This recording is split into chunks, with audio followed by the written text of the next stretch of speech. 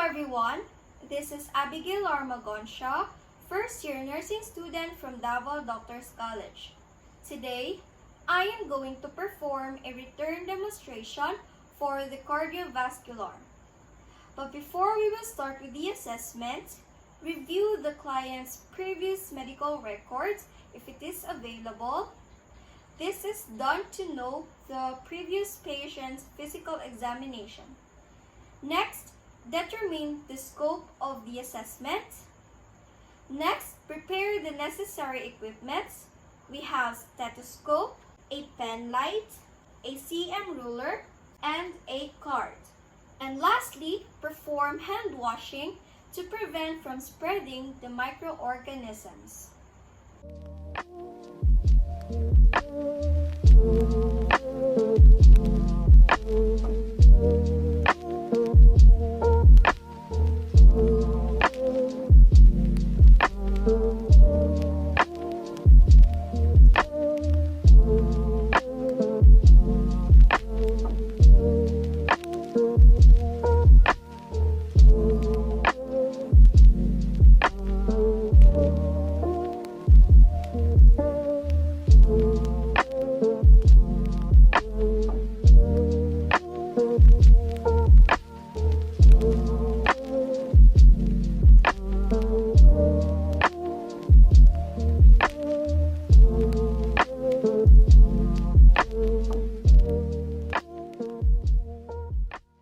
Before we will start with the assessment, knock on the door, greet the client politely, introduce yourself, and verify the client's identity.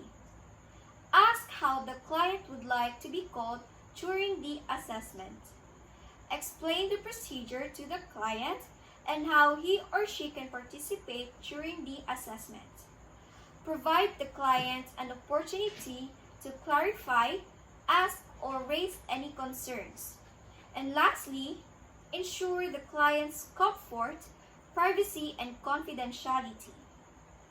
Hello, good day. I am Abigail Armagonsha, your student nurse for today. For verifications, may I know your name, ma'am? Hilikit Aurelio, What about your age? 13, When is your birthday? August 2008, Okay, how do you want me to call you during the assessment? Haley, Okay, Haley, so for today, I'll be assessing your cardiovascular, which means I am going to check your pulse, your arms and legs, and also I am going to check your heart. Is that okay with you? yes, Okay, but for me to be able to assess you, Haley, I'll be touching some parts of your body and I'll give you some instructions for you to follow. Is that okay with you? yes, Okay, by the way, I already closed the door and the window. Is it okay with you? yes, Okay, so by the way, do you want the room temperature to be cold or just warm? warm, Okay, Haley, if you have any clarifications, just inform me, okay? If you have any concern that you want to raise, just tell me, okay? okay, Okay, so Haley, but before we are going to start, I'll be asking you some questions. Is that okay with you? yes, Okay, Haley, do you have any specific complaints in your chest or extremities? no, No. What about shortness of dizziness or headache? no, No. Is there any history of hypertension or myocardial infarction or coronary disease that affect your family? yes, hypertension, Who was affected in your family? my grandfather, Okay. Okay, so Haley, do you smoke? no, Do you have any activities in your house every day? yes, Yes, what kind of activities is that? like playing outside, Okay, playing. Do you exercise every day? no, Okay. So, Haley, I am going to take note all of these informations, and these informations, I'll rest assured that this will be strictly confidential. Is that okay with you? yes, Okay, so again, if you have any clarifications, just tell me, okay? Inform me. Okay, so let's start with the assessment. Now let's begin with the assessment of the jugular vein and carotid arteries. Inspection of these vessels can provide information about the blood volume and pressure at the right side of the heart. Now, first thing to do is to position the client supine with the head of the bed elevated between 30 to 45 degrees, making sure that the head and the torso of the patient is on the same plane. Now turn the patient's head slightly away from the side being examined and shine a tangential light source onto the neck and suprasternal area and the area around the clavicles to observe for any pulsations or shadows.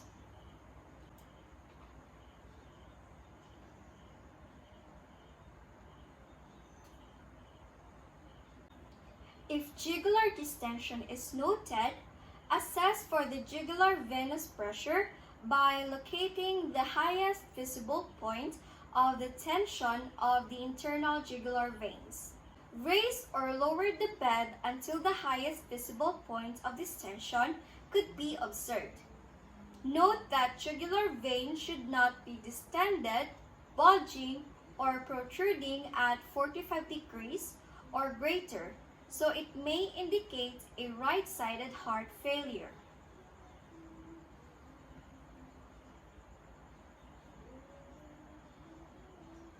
Now measure the vertical distance in centimeter above the external angle by extending a long rectangular cord horizontally from this point and a centimeter ruler vertically from the sternal angle, making an exact right angle.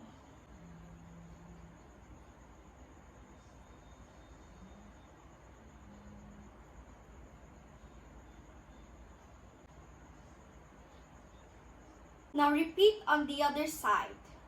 Now let's proceed of the carotid arteries.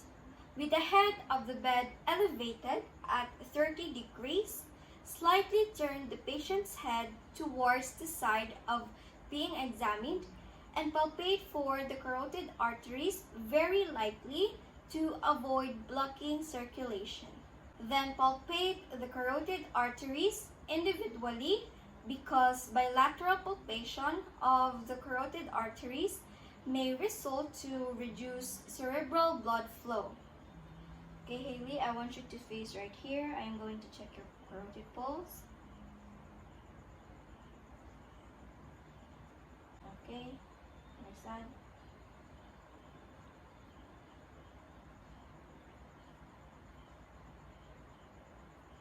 Okay. Now feel for the amplitude of stroke and for thrills. Next thing to do is to use the stethoscope and place the bell of the stethoscope over the carotid arteries and listen for a brewing. It is a blowing or swishing sound that is caused a turbulent blood flow through a narrow vessel, which is indicative of occlusive arterial disease.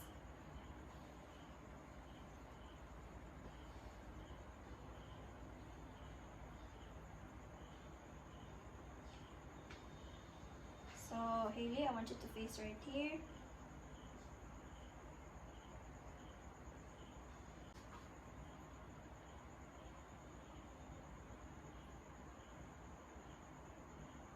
Now I'm going to proceed to inspect the chest area.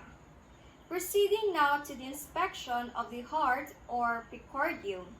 First thing to do is to begin with the general inspection of the chest wall and look for any pulsation, symmetry movement, or retraction.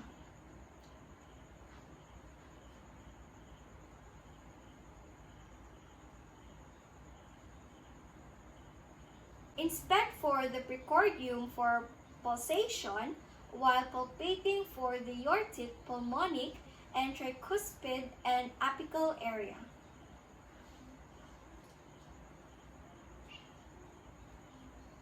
Okay. Now simultaneously inspect the precordium for pulsation while palpating for the aortic, pulmonic, and tricuspid and apical area. First palpate for hips and legs using the palm or hold the finger pads flatly or obliquely against the chest. I'm going to touch your chest. Now press the ball of the head firmly against the chest wall and feel for thrills. Okay, so I am going to check your chest wall, Haley.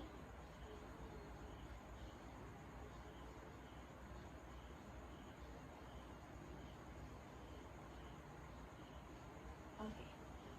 Palpate for impulses using the finger pads flatly or obliquely on the aortic, pulmonic, tricuspid, and apical area.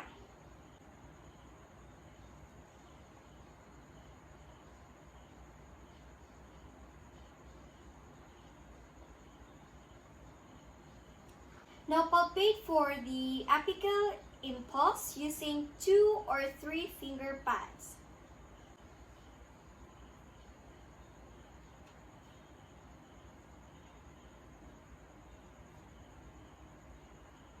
And for the final assessment, use one finger only to confirm the characteristics of impulse.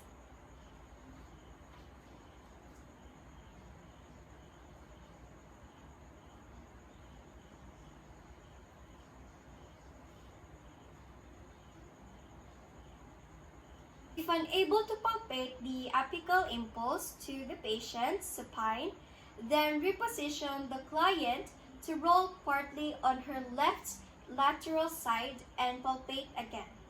Okay, Haley, I want you to face on your left side.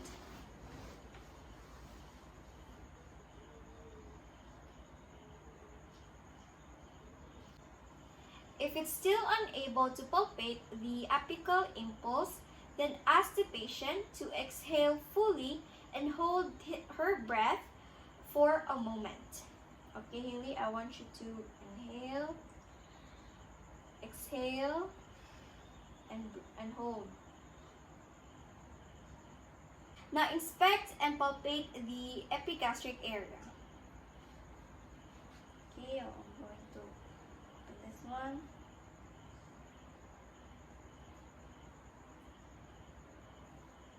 Next thing to do is to assess the heart rate and rhythm of the patient by placing the diaphragm of the stethoscope on the patient's apical area. Now listen for the patient's heart sound on her 4 anatomic sites, which at the aortic, pulmonic, and apical area.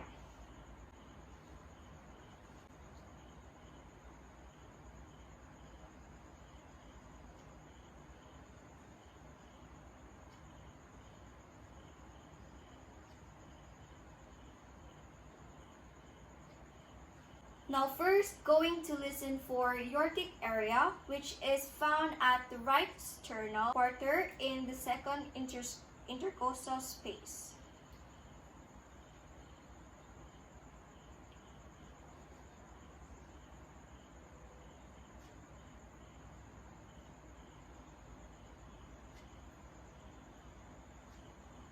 Now move the pulmonic area, which is found in the left sternal border, second intercostal space.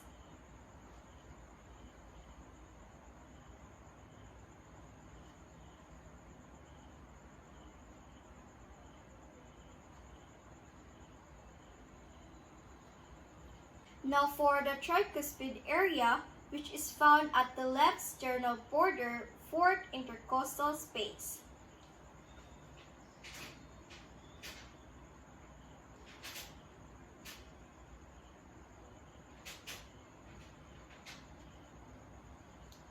And for the apical area, which is located in fifth intercostal space, mid-clavicular.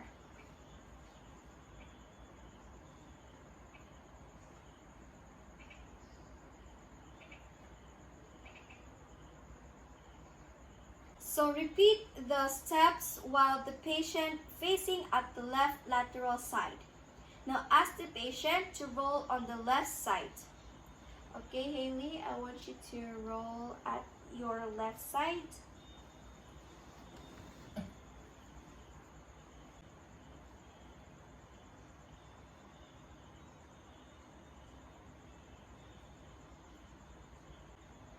Okay, Haley, I want you to sit.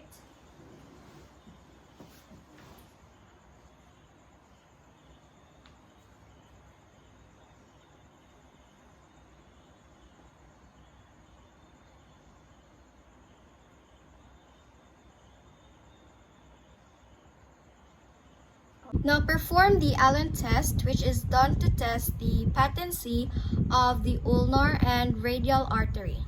Now ask the patient to open the hands quickly as she can and squeeze it after. Okay, so I want you to close your hands faster and then close your hands and hold it, okay? Okay, so I want you to close it faster and then hold. Again, close faster. Again. Okay.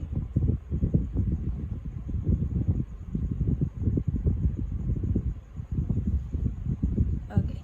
Now repeat the steps to the other side. Now inspect for the arms and legs using the back of the palm. Okay, Haley, I am going to check the temperature of your arms.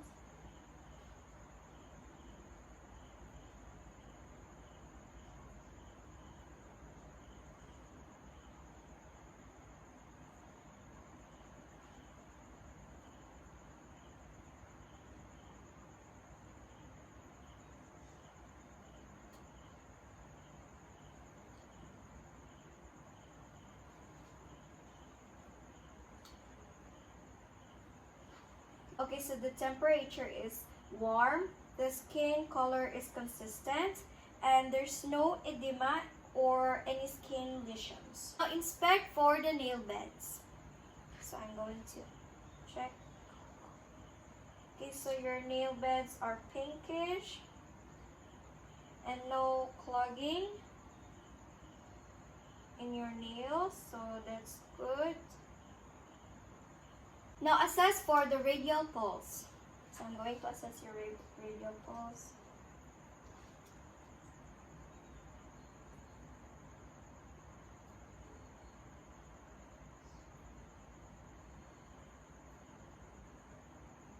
Okay.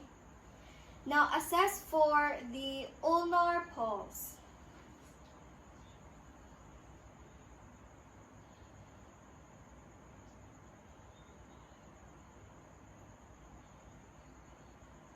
Okay. Now assess for the brachial pulse. Okay, so your pulse is bilaterally strong and graded 2+, which is normal. Now I'm going to palpate for the popliteal pulse and the dorsal pedis pulse. Okay, so I'm going to start with the popliteal pulse.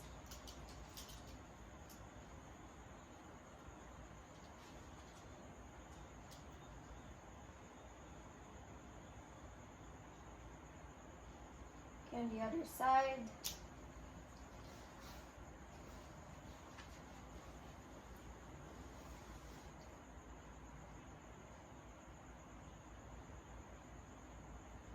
Okay. The dorsal pedis.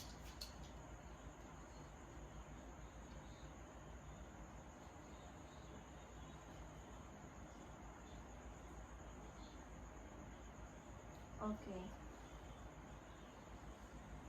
Okay, so we're done with the cardiovascular assessment. And just to sum up everything that we've done, in auscultating for your neck, there's no swishing or blowing sounds. Pulses are equally strong, graded 2+, which means normal.